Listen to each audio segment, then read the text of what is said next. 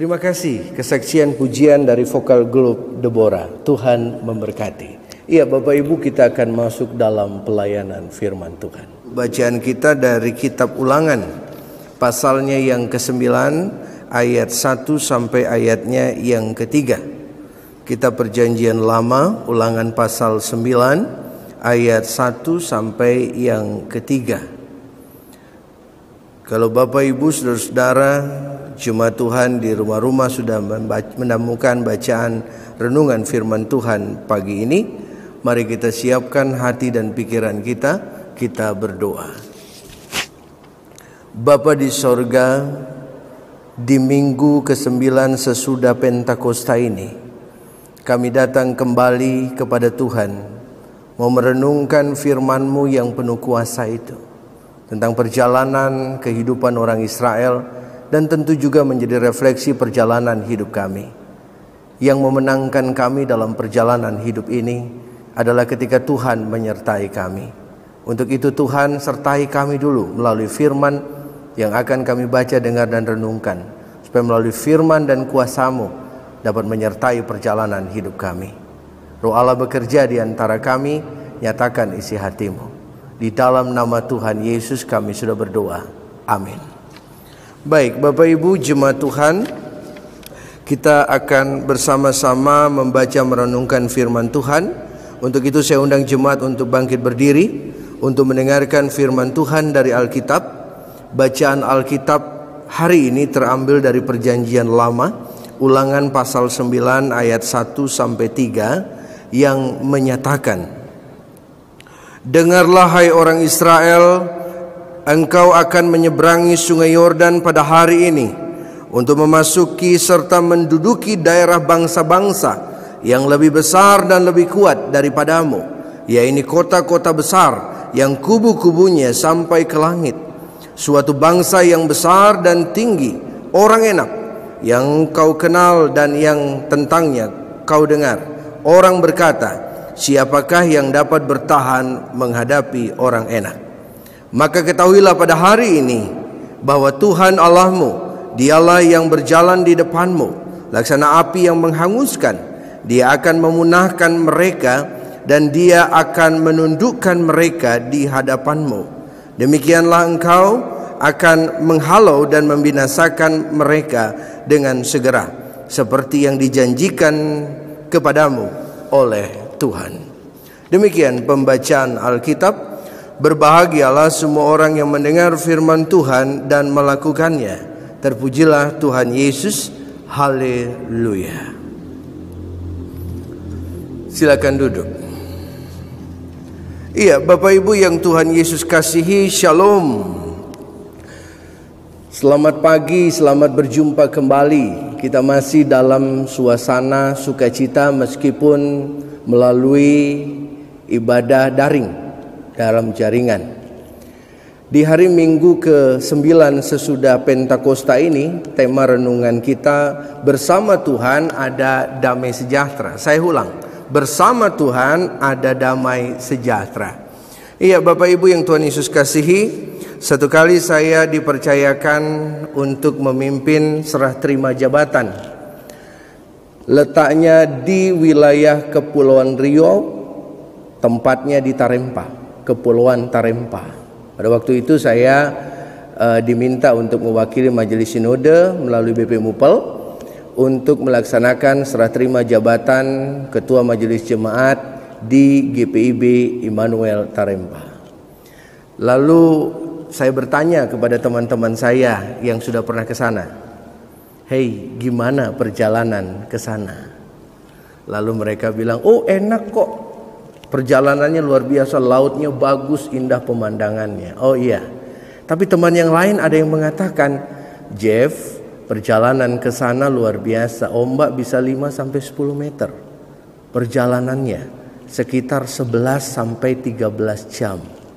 Saya sempat berpikir, Bapak Ibu, sudah ombak besar 5 sampai 10 meter, lalu kemudian cukup lama, sekitar 11, 12 sampai 13 jam. Bukan perjalanan yang singkat. Tetapi kemudian saya berbicara kepada teman-teman, oke, saya siap untuk mewakili Majelis Sinode untuk ke sana. Saya berdoa sama Tuhan, saya bilang, "Tuhan, sertai perjalanan saya menuju ke GPIB Immanuel Tarempa." Lalu kemudian saya menuju ke kapal tersebut. Nama kapal itu Seven Island, saya kurang tahu jumlah penumpangnya, tapi kapal itu cukup besar. Saya didampingi oleh beberapa rekan, baik penatua dan pendeta, menuju ke Tarempa di Laut Cina Selatan. Lalu mulai dalam perjalanan, Bapak Ibu, saya duduk bersama dengan teman-teman yang lain. Ketika perjalanan menuju ke Tarempa, pertengahan kurang lebih 6 jam dari wilayah Tanjung Pinang, tiba-tiba angin cukup kuat, gelombangnya cukup besar. Bahkan saya perhatikan, saya duduk di bagian tengah kapal, ya, itu sangat terasa, ya, terasa sekali. Saya diam terus, Bapak Ibu. Saya tidak pernah mabuk kalau naik kapal atau naik pesawat, naik apapun tidak pernah mabuk. Tapi kali itu saya merasakan pusing sedikit, ya, mual-mual sedikit, tapi saya tahan terus. Lalu saya terkejut ketika mesin kapal dimatikan dan kapal mengikuti arah gelombang, ya, mengikuti gelombang kemana dia ikutin, semua dengan prosesnya. Bayangkan kapal dimatikan, ya, mengikuti arah gelombang, mengikuti prosesnya. Lalu tiba-tiba kapal dibunyikan lagi mesinnya, dimatikan lagi. Saya bilang, "Tuhan tolong," saya bilang. Hanya itu yang bisa saya katakan. Lalu berproses sampai 10 jam, Bapak Ibu. Kurang lebih waktu itu ombak bisa 5, 6, 8 meteran, ya, sangat tinggi ombak, ya. Lalu kemudian sampailah saya di satu pulau, saya kurang tahu pulaunya apa, Saya pikir sudah sampai di wilayah Tarempa. Saya sudah senang sekali. Waduh, puji Tuhan sudah sampai. Kita sudah lewati gelombang yang luar biasa. Tapi kemudian Bapak Ibu sampai di sana, ternyata belum sampai. Wilayah Tarempa masih ada 4 jam lagi. Saya semakin berpikir, aduh lama sekali tiba di tempat tujuan. Lalu kemudian Bapak Ibu, dari pulau itu kami lanjut ke Tarempa. Nah, dari pulau itu ke wilayah Tarempa, ombak bukan semakin kecil, tapi semakin besar. Ya, kapal juga dimatikan. Dan saya terombang-ambing bersama yang lain. Dan di kapal itu semuanya muntah. Bahkan ada kapten kapal, ya mungkin kalau tidak salah ada 2 kapten kapal di situ, ya, yang sama-sama kami. Dan juga orang yang biasa ke sana, Bapak Ibu, itu sampai mabuk. Bayangkan, ya, ada Pak kapten kapal satu nggak mabuk, tapi satunya mabuk, ya. Beberapa yang bersama kami mabuk, padahal biasa sering bolak-balik Tarempa. Dan kemudian Bapak Ibu di situ saya diam, saya mau muntah lagi, saya mau muntah, saya tahan semua. Tuhan tolong saya, tenangkan jiwa saya. Bapak Ibu, saya nggak enak, jujur, ya. Saya duduk pendeta, ya. Lalu kemudian terlihat tegar ketika orang lain pusing, saya tetap tegar, ya. Tiba-tiba kalau saya muntah, apa kata mereka? Ya, nggak enak saya. Saya tahan terus sampai di Tarempa. Lalu kemudian saya turun dan mengucap syukur. Tuhan Yesus, terima kasih untuk penyertaan-Mu. Saya pikir Bapak Ibu saya tidak sampai ke wilayah Tarempa. Melaksanakan tugas lalu kembali pulang. Nah, Ibu Bapak yang dikasihi Tuhan, tentu bahwa cerita ini mau menggambarkan sesuatu yang penting bagi saya dan mungkin bagi Bapak Ibu. Perjalanan saya dari wilayah tempat saya melayani, ya, dari Tanjung Pinang juga menuju ke Tarempa, awalnya deg-degan. Karena apa? Tantangannya ombak, ya, yang 5 sampai 10 meter. Waktu yang panjang. Tantangannya apa? Kondisi fisik. Tapi saya bersyukur ketika tiba sampai di sana, saya ada di dalam kondisi yang sehat. Bahkan sampai di Tarempa, saya menjadi segar bugar.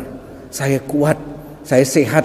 Bahkan saya ingat langsung kita minum teh panas, makan soto di sana. Luar biasa, Tuhan memberkati. Nah, itu yang saya mau katakan Bapak Ibu, bahwa perjalanan dimanapun kita semua ada tantangannya. Perjalanan kita mau sampai ke tujuan tentu ada pergumulannya. Tetapi semua bisa lewat ketika kita mempercayakan hidup hanya kepada Tuhan. Kita memulai sesuatu bersama Tuhan. Ciri saya Bapak Ibu sedikit berbagi. Ketika saya hendak melayani dimanapun, saya selalu berdoa kepada Tuhan. Tuhan, sebelum saya pergi ke tempat itu, tolong Tuhan pergi dulu ke sana Tuhan. Engkau mendahului saya. Dan Engkau menyertai saya dari sini sampai ke sana. Bagi saya tanpa penyertaan tidak akan mungkin saya tiba di sana. Saya tidak mungkin menyelesaikan semua proses yang Tuhan izinkan dalam perjalanan hidup saya. Jadi mau mengatakan Bapak Ibu bahwa kita butuh Tuhan dalam perjalanan hidup kita. Baik perjalanan langkah-langkah kita maupun sampai di tujuan, kita tetap membutuhkan Tuhan. Nah, ini yang mau dikatakan juga dalam firman Tuhan pada pagi ini. Kitab Ulangan pasalnya yang ke-9 ayat 1 sampai ayatnya yang ke-3, dalam catatan firman Tuhan, Musa mengingatkan kepada orang Israel. Dia katakan begini pada ayatnya yang pertama. Dengarlah hai orang Israel, engkau akan menyeberangi sungai Yordan pada hari ini untuk memasuki serta menduduki daerah bangsa-bangsa yang lebih besar dan lebih kuat daripadamu, yaitu kota-kota besar yang kubu-kubunya sampai ke langit. Musa katakan dengarlah. Dia katakan dengarlah hai orang Israel. Jadi yang Musa katakan ini juga atas perintah Tuhan. Musa mewakili Tuhan untuk menyampaikan ke orang Israel bahwa hei, siap-siap, kita akan pergi melewati sungai Yordan dan melawan bangsa-bangsa yang ada di seberang sungai Yordan. Mereka mau kemana? Mereka mau pergi ke tanah perjanjian. Mereka mau pergi ke sana sesuai dengan apa yang Tuhan firmankan. Tapi enggak mulus mereka jalan ke sana. Enggak ada yang mulus. Mereka harus menghadapi tantangan. Mereka harus menghadapi hambatan. Mereka harus melewati sungai Yordan. Mereka harus melewati juga orang-orang atau bangsa Enak, suku Enak yang terkenal mereka sangat besar. ya, sangat kuat. Mereka ahli dalam berperang. Jadi ini tantangan mereka ke depan. Apalagi nanti kalau mereka sudah melewati sungai Yordan, mereka ketemu orang-orang itu, siap nggak? Mungkin ada di bagian dari orang-orang yang bersama Musa berpikir, kira-kira kita bisa nggak lawan bangsa itu? Mungkin sungai Yordan bisa kita lalui, tapi bangsa itu bagaimana? Orang-orang yang besar, ya. Bahkan Bapak Ibu, bahwa orang-orang Enak itu orang-orang keturunan Nefilim. Nefilim itu orang-orang raksasa yang ada dalam Kejadian 6 ayat 4, ya. Itu orang-orang raksasa di mana gambaran sebelum air bah datang itu, ya, anak-anak Allah yang jatuh kawin dengan anak-anak manusia, lahirlah bangsa-bangsa raksasa. Dan inilah keturunannya, ya. Suku Enak. Enak dalam bahasa Ibrani artinya leher panjang. Ini mau mengatakan bahwa orang-orang ini orang-orang yang bertubuh besar, ya. Kalau sudah tubuhnya besar, lalu kemudian dia ahli dalam berperang, kira-kira bagaimana hatinya orang Israel? Mungkin Bapak Ibu ingat kisah 12 pengintai yang melihat kota Yeriko, melihat suku-suku yang ada di sana. Apa dia katakan? Dari 12 pengintai, 10 bilang begini, habis kita seperti belalang, kita kecil di mata mereka, mereka raksasa besar-besar. Tapi apa yang dikatakan, ya, oleh Kaleb dan Yosua? Tidak, kita akan bisa memenangkan. Kalau Tuhan bersama kita, kita bisa memenangkan. Ya, Yosua dan Kaleb beda dengan 10 orang pengintai yang lain. Karena apa? Keyakinan akan penyertaan Tuhan. Nah, Bapak Ibu, orang-orang yang akan melawan masuk ke tanah Kanaan ini adalah generasi kedua setelah keluar dari tanah Mesir. Generasi pertamanya sudah mati semua. Nah, ini generasi kedua yang mereka tidak melihat itu air di laut Teberaun itu dipecah jadi 2. Dia nggak lihat, ya. Yang lihat angkatan yang pertama, tapi mereka sudah mati. Tapi ini generasi berikutnya yang tidak mengalami proses itu, dan mereka akan masuk ke tanah perjanjian. Tapi mereka harus melewati sungai Yordan. Tantangannya, dia akan menghadapi suku Enak, orang-orang besar, orang-orang raksasa. Tetapi apa yang dikatakan Tuhan kepada mereka? Ayat yang ketiga, maka ketahuilah pada hari ini bahwa Tuhan Allahmu, dialah yang akan berjalan di depanmu laksana api yang menghanguskan. Dia akan memunahkan mereka dan dia akan menundukkan mereka di hadapanmu. Demikianlah engkau akan menghalau dan membinasakan mereka dengan segera, seperti yang dijanjikan kepadamu oleh Tuhan. Jadi mau mengatakan begini, Israel dibilang, kamu gak usah takut. Karena apa? Ada Tuhan yang akan menyertai kamu. Dia mau besar kayak apapun, sungai Yordan mau deras kayak apapun, orang yang ada di seberang itu mau ahli perang apapun, Tuhan kalau menyertai, dia akan pimpin mereka melewati sungai Yordan dan juga sampai ke wilayah seberang dan juga menang dalam pertarungan dengan orang-orang suku Enak. Nah, Bapak Ibu, orang Israel mau diajarkan sebuah pengajaran yang luar biasa dari pengalaman ini. Kita juga, bahwa ketika Tuhan memerintahkan kita untuk pergi, apa yang menjadi arahan dari Tuhan, tujuan dari Tuhan untuk meminta kita pergi saja, ya. Lalu kalau ada yang namanya tantangan masalah, wajar. Hidup nggak bisa itu tidak ada masalah. Hidup harus menghadapi pergumulan, tantangan dan masalah. Tapi yang menjadi catatan, Tuhan senang menyertai kita. Tuhan akan menyertai kita dan dia akan memberikan kita kemenangan, ya. Dan itu yang dilakukan Tuhan kepada orang Israel, dan itu juga yang dilakukan orang Israel di bawah pimpinan Musa untuk melewati proses itu, yang nanti kemudian Yosua menggantikan Musa. Nah, Bapak Ibu yang dikasihi Tuhan, catatan kita pada pagi ini, kita mau diajak untuk melihat pengajaran-pengajaran penting juga dari refleksi ulangan pasalnya yang ke-9 ayat 1 sampai yang ke-3. Mau mengatakan yang pertama, kalau orang Israel, Tuhan katakan begini, dengarlah hari ini juga, ya, engkau akan menyeberangi sungai Yordan, engkau akan menghadapi suku Enak berperang, ya, untuk sampai ke tempat yang Tuhan janjikan. Maka Tuhan mau bilang begini sama kita, dengarlah hai jemaat Tuhan, pergilah ke tempat di mana aku tunjukkan, ya, karena aku akan menyertai engkau. Kemana tempat yang aku rancangkan kepadamu, pergilah ke sana. Pergilah ke tempat di mana aku tunjukkan kepadamu, pergilah ke sana. Ya, cuman pertanyaannya, kalau Tuhan suruh begitu, kira-kira kita mau pergi enggak? Dan ternyata tempat yang kita pergi banyak tantangannya, jauh lagi. Saya pikir kita akan bertanya, aduh agak susah kita mau ke sana. Itu nanti begini, nanti begitu. Bapak Ibu, kalau Tuhan sudah memerintahkan kita untuk melaksanakan perjalanan hidup kita, kemana Tuhan mau kita pergi, pergi saja. Kuncinya adalah bagaimana kita taat kepada Tuhan. Kuncinya kita taat, kita ikuti kehendak dan hukum-hukumnya. Jangan berjalan ke kiri dan ke kanan, lurus saja. Tuhan minta kita arah ke sana, pergi-pergi saja. Ya, jangan bergeser ke kanan atau ke kiri. Tetap jalani proses hidup sampai di mana Tuhan izinkan kita stop, berhenti di situ. Jalan, tiba-tiba. Ya, jadi ini catatan Bapak Ibu, bahwa kemana Tuhan merencanakan dan menunjukkan jarinya untuk kita pergi saja. Sederhana, ketaatan kepada Tuhan, ketaatan kepada kehendaknya, ketaatan kepada hukum-hukumnya. Ya, cuman catatannya kadang kita bertanya, berat hukum-hukum yang kita harus lakukan yang Tuhan perintahkan. Ya, iya memang berat kalau dibilang berat Bapak Ibu. Kalau kita refleksikan, jangankan bicara hukum Tuhan, hukum tata tertib lalu lintas saja kadang kita nggak ikutin.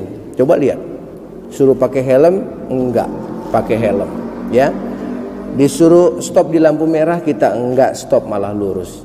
Yang hal-hal sepele saja kita tidak bisa mematuhi, apalagi hukum Tuhan, begitu ya Bapak Ibu. Tapi saya mau katakan pada Bapak Ibu, mulailah kita taat, supaya perjalanan hidup kita kemana kita tuju, kita pergi, ya, kita tetap ada di jalan Tuhan dalam ketaatan dan mengikuti kehendaknya. Yang kedua Bapak Ibu, catatan yang kedua untuk hari Minggu ini kita pelajari. Perjalanan hidup kita, tetap kita akan menghadapi yang namanya masalah, tantangan. Ya, ketika Tuhan pergi ke sana, bukan tidak ada masalah. Mau pergi kemana saja, tetap ada pergumulan dan masalah. Tapi catatannya jangan seperti orang Israel. Beberapa mengukur orang-orang itu, mengukur kesulitannya, mengukur kesulitan untuk menyeberangi sungai Yordan, mengukur kesulitan untuk berperang melawan suku Enak, yang raksasa, yang tinggi besar, yang ahli dalam berperang, yang benteng-bentengnya tinggi. Kalau hidup kita hanya mengukur masalah dengan kekuatan kita, kita akan mundur dan kalah. Ketika kita menghadapi permasalahan, pergumulan dalam hidup kita, jangan ukur itu masalah, jangan ukur itu tantangan, pergumulan, besar kecil dengan kekuatan kita, jangan. Tetapi yang terpenting Bapak Ibu, bukan itu yang kita ukur. Kita ukur pribadi, yang kita lihat pribadi, yang kita alami pribadi, yang berjalan bersama kita. Tidak usah pikirkan ukur itu masalah, tidak usah ukur itu tantangan. Tapi lihat pribadi yang berjalan bersama kita itu siapa.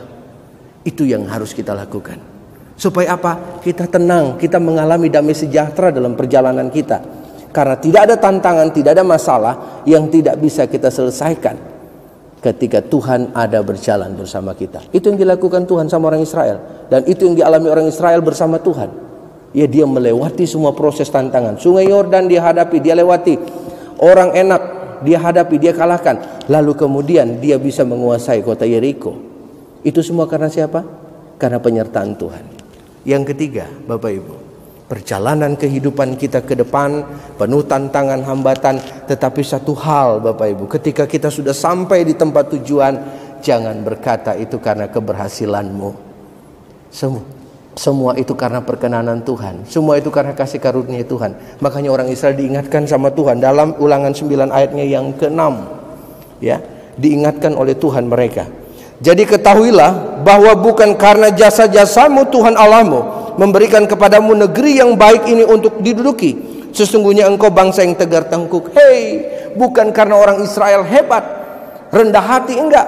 Tapi karena belas kasihan Tuhan. Dia menghancurkan bangsa-bangsa itu karena perkenan dan kasih karunia Tuhan. Janji Tuhan kepada Abraham, Ishak dan Yakub. Dia menghancurkan itu kota. Lalu orang Israel diberikan itu tempat. Jadi ketika kita pun juga mengalami keberhasilan dalam hidup, sampai di tujuan yang Tuhan izinkan kita alami, kita terima, jangan katakan itu karena jasa-jasamu. Engkau memang berbagian dalam proses itu. Kita memang bagian dalam proses yang terjadi. Tapi ingat, kalau tidak ada perkenanan Tuhan, kalau tidak ada hal yang Tuhan izinkan untuk kita terima, kita tidak akan terima apa-apa. Ingat-ingat Bapak Ibu, ketika kita lahir, kita tidak bawa apa-apa. Ketika kita mati, kita tidak bawa apa-apa. Maka yang terpenting adalah bagaimana hidup ini ada dalam kasih karunia Tuhan. Kalau kita hidup dalam kasih karunia Tuhan, kita akan berjalan terus dengan penuh sukacita. Ingat bahwa ketika Tuhan memberikan kita kasih karunia penyertaan di dalam Yesus Kristus Tuhan, maka yang ada kemenangan, keberhasilan, dan kesuksesan. Dan ingat, semua itu karena Tuhan, bukan karena jasa-jasa kita. Kenapa saya bisa bicara begini? Firman Tuhan yang mengatakan, teguran kepada orang Israel. Karena kalau mereka tegar tengkuk, mereka sombong, mereka angkuh, Tuhan akan buat nol mereka. Terjadi enggak? Terjadi. Nanti mereka akan digeser lagi dari tanah itu. Ya, mereka akan dibuang ke dalam pembuangan. Makanya Bapak Ibu, dalam hidup kita, apapun yang kita punya, yang kita miliki, jangan itu menjadikan kita kesombongan. Apa yang kita buat kepada orang lain, jangan itu menjadi ukuran kita supaya orang menyembah kita, supaya orang itu mengikuti apa mau kita. Enggak. Apa yang kita berikan, apa yang kita lakukan, kalau tujuannya untuk diingat, dikenang oleh orang lain, Anda kecewa. Tapi kalau tujuannya untuk memuliakan Tuhan, Anda berbahagia dan bersukacita. Maka dari itu, perjalanan hidup kita semua selalu punya tujuan dan rancangan indah dari Tuhan.